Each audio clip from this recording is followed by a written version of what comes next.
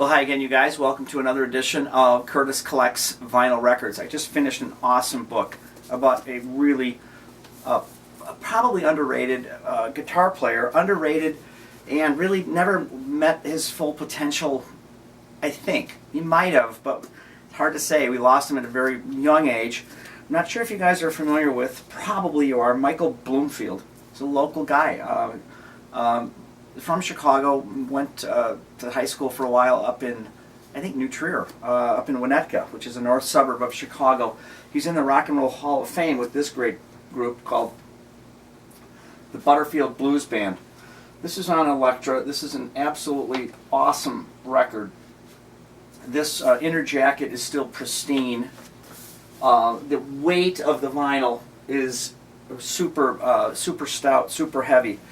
Not sure if you guys know all that much about this guy, but this is a really great book. Ed Ward did a great job on it. And he just immersed himself in the blues as a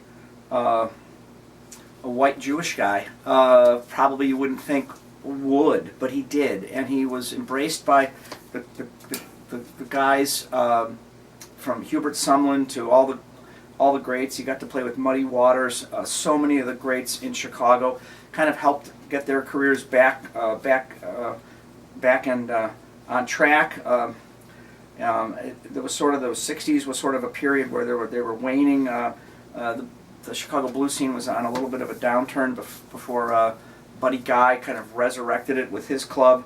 But let's talk a little bit about the records that I have, and maybe we'll touch back again a little bit more on this great book on Michael Bloomfield. So before we get to this is a notable record, East West. Really influenced a lot of other records. A lot of people say he kind of predated some of the great '60s guitar gods, whether it's Eric Clapton even. I'm not saying he's up there with Eric Clapton or Jimi Hendrix, but Rory Gallagher, he's certainly, well, he's in the Rock and Roll Hall of Fame. This is an interesting group. So you've got Mike Bloomfield right here in the back running. Paul Butterfield, harmonica and vocal. They named it, this is his combo. Elvin Bishop, you guys certainly know who he is. And then the rhythm section is Jerome Arnold and Billy Davenport. And then here's this guy who's quoted frequently in the book, Mark Naftalin, on organ and piano. So let's go through the other records that we have. So he walked out on a session and they had to kind of call in Stephen Stills for this record to finish it out. We'll talk a little bit about Al Kooper in just a minute, but this was a mashup. They just put these guys in the studio and they just hit the record button. So it was produced by Al Kooper, and you have the session that was Mike Bloomfield and Al Kooper, and then the next day they Michael Bloomfield kind of left or ditched the scene, and they brought in Stephen Stills to kind of fill in for that. So you guys might be familiar with that. This is an interesting record. This is called Bloomfield Cooper, and it is a actual reproduction of a Norman Rockwell. I don't think that's unique in the. I was talking to Radio Dave last night, and he thinks this might be a unique record cover. With a painting by Norman Rockwell. And this was recorded at Bill Graham's Fillmore Auditorium, San Francisco, September 26, 7, and 8, 1968. Also featuring Elvin Bishop and Carlos Santana. Alright, well, here's what he's also known for. He's on guitar during the epic recording, many takes, including the take that was put on this record, Like a Rolling Stone, along with Al Kooper and Bobby Gregg and the rest on this great record, Highway 61 Revisited. So Mike Bloomfield, really terrific. So we're going to play a song that I think really his guitar comes out, and you guys can judge that for yourself. And we're going to play I Got a Mind to Give Up Living off of this record called East West.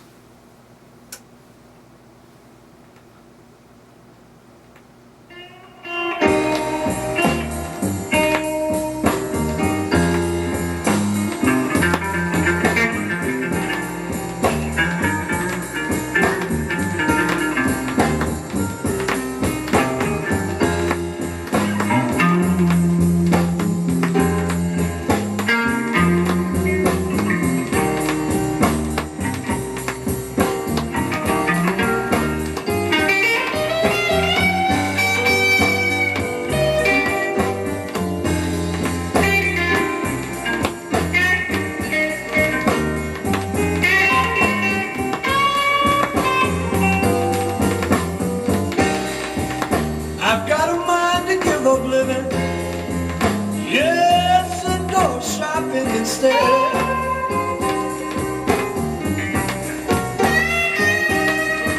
I've got a mind to give up living. Yes, go shopping instead.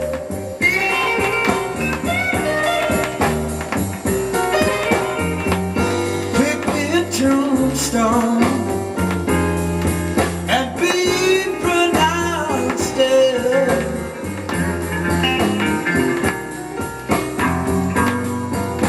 When I read your letter this morning, that was on your place in bed. Oh, when I read your letter this morning, that was on your place in bed.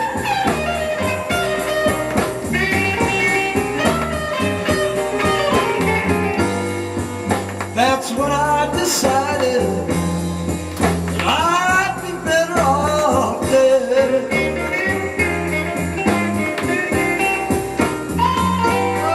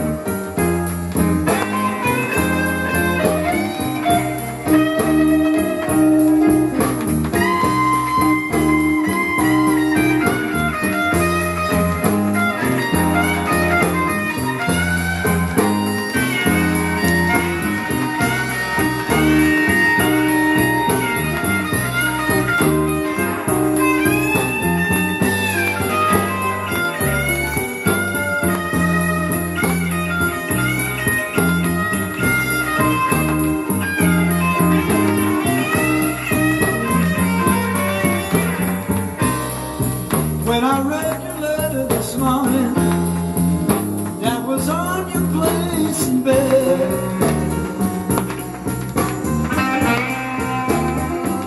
Yes, when I read your letter this morning, that was on your place in bed.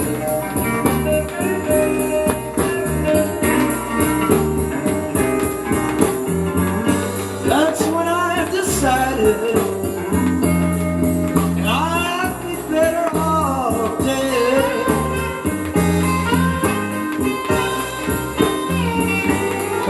It read down no use looking, forever hoping to get back. Oh, no use looking, baby.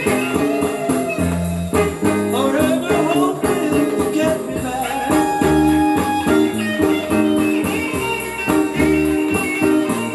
Because it's all over now, and baby, you can bet on that.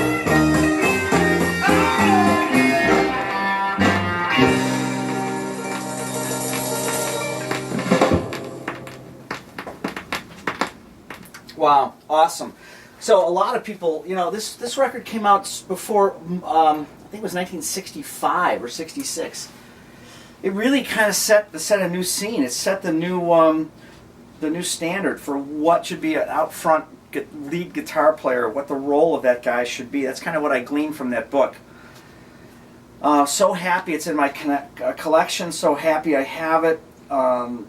Jack Holzman himself gets a credit on this thing. Guys, this is kind of where it starts. This is really pretty epic and significant. So, at least that's what I think. So, you guys, this is kind of how it works. This is what we do. We play some records. I talk a little bit about what I think I know. And hope you guys enjoy these. So this was a feature episode about the late great Mike Bloomfield and his role in music.